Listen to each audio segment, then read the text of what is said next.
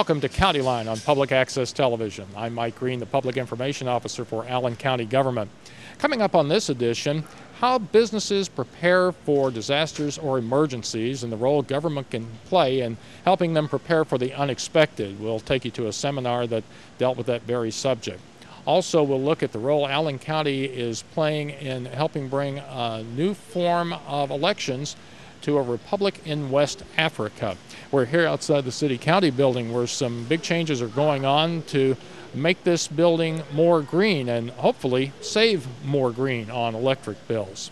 But first, we're going to head out to another county-owned building that has been undergoing quite a bit of change these days. Well, it was about a year ago at this time that we were at Memorial Coliseum, and the general manager, Randy Brown, was showing off a new toy of his in the main arena, which was the new video board and scoreboard that had been installed at that time.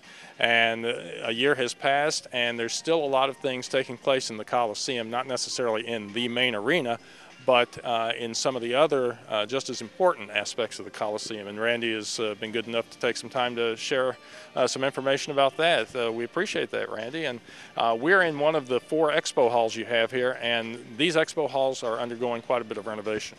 Right, we've just had our 20th anniversary of the opening of the Expo, and it was time to freshen the product. And as you look behind me today, you'll notice new lighting, new paint scheme, $800,000 of acoustical wall panels. And again, one of our weaknesses from the very beginning has been our acoustics. We acknowledge that, so combination of the acoustic wall panels, the new sound system has dramatically improved that. We think we've got this one solved. And you've also got new walls in place that allow you to broaden and expand these expo halls to combine two into one to a bigger one. Right, and as you see the air wall behind me, that is a portable wall that can close off the space, so we can have 3 separate spaces in Expo 1, 2, 3, 3 separate parties as an example, or we can put it in storage and have one large contiguous space of 108,000 square feet. You mentioned the acoustics. The lighting has changed quite a bit also. Yes, we've really been working hard on efforts towards sustainability and going green. And we went from sodium mercury lights to fluorescence. So the lighting that you see above us now is all fluorescent.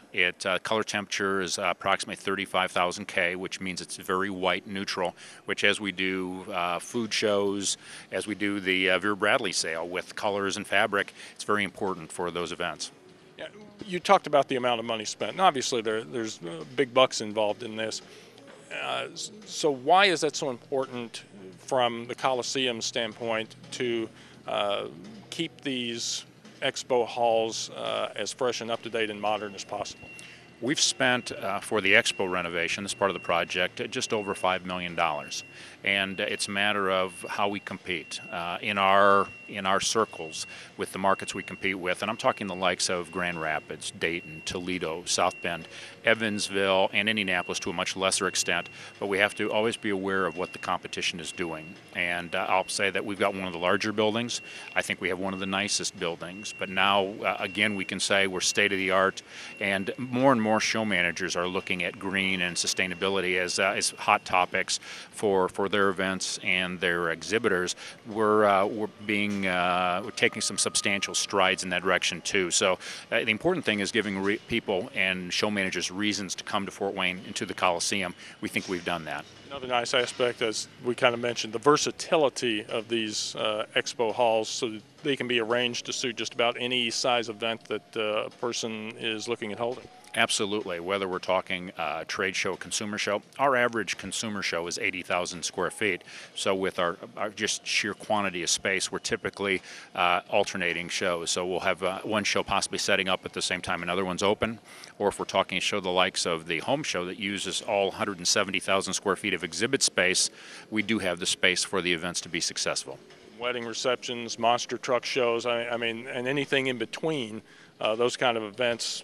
That's really what you're trying to do here, is have the capacity to entertain anything that might come down the pipe. That's a good point. You think everyone knows the arena where the Comets play and where we do basketball, but the Expo, the location we're in now, sets up as a second arena. So when we're doing midget car races, when we're doing monster trucks, those events, we do them in here. We have the seating, and our seating capacity in here is approximately 8,000. That's our telescopic capacity. So we're putting in big seating units. It's a legitimate chair with arms and backs, so it's every bit as comfortable as sitting up in the arena. There aren't many arenas or complexes in the country that can set up as two arenas under one roof. We can do that. And with the versatility of the air walls putting in place, having 3 separate spaces, you know, it's not impossible to think that we could really set up 3 different basketball games in the Expo. Well, let's take a look around and see, get a little closer look at some of the things you've been talking about, okay? Happy to show it off. Thanks. Well, Randy, let's start here at one of the new concession stand areas where you've done some remodeling. Tell us what's going on here. Well, as you can see, we're still a work in progress, but we're constantly working, making improvements toward accessibility, guests with disabilities. In this case, we've lowered counters. We've actually renovated this total stand. All the casework, counterwork is new, flooring, but again, giving it just a crisp, fresh look.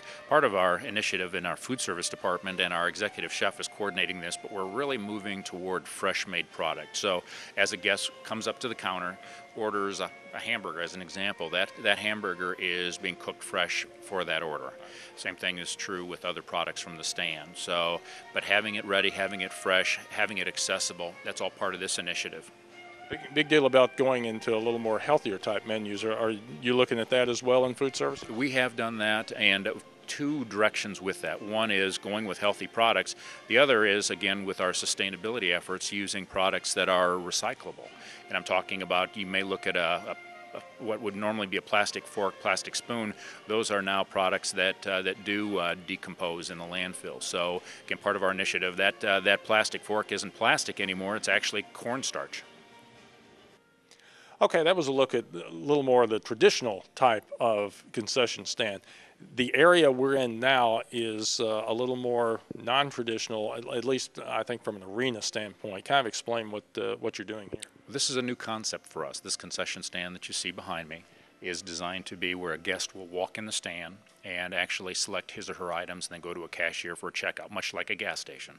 We'll have more offerings, so we'll be able to have more of a diversified menu choice, as well as for when we have move-in, move-outs, when shows are coming in or leaving the building, have service available for our exhibitors. The problem you get into with move-in and move-outs is that there's typically not the same core mass of people, so it's very difficult to have a staff of 4 or 5 people in a concession stand and be profitable. With this now, with only having one person serving the stand, the cashier, we can be open more and serve the needs of our exhibitors, our guests. Yeah, I was going to say it's a little more of a benefit for the guests too. If they know exactly what they want and they're in a hurry, they can just pick up, pay, and out they go. That's it. And just by the nature of having this meeting room right next to that concession stand, guest picks his or her items up. We'll have tables and chairs in this space and the meeting room adjacent to it, and so that as they take a break, whether it's a lunch break or just a quick cup of coffee, what have you, they have a comfortable place to sit. And what kind of materials, what kind of different things do you have going on back here? Well, it's interesting that the back wall that you see, this is glass, and so it's not the traditional ceramic squares, it's glass squares. And then on the countertop, you'll have multiple, from sports drinks to soft drinks, chips, cookies, prepackaged sandwiches. There's going to be a lot of different items available at the stand. Well, now we're in one of the more heavily used rooms in the Coliseum, and you may have been in here a time or two for an event or the other, but you may not actually recognize it with all the changes that have been made. This is the Johnny Appleseed room. Tell us a little bit of what you've done here, Randy. Mike, we have totally renovated the space, from new carpeting to wall covering, wall sconces, electrical, and just a lot of freshening. This is a heavily used room, from yesterday a business meeting, this weekend a wedding reception, and just unbelievable versatility to the space. And that's what's being set up right now, what I understand, is a wedding reception. That's right. We have 30,000 square feet of meeting room space, so all of our meeting rooms have been renovated. The finishes that you see with this space are very typical of all of our meeting rooms. We've moved now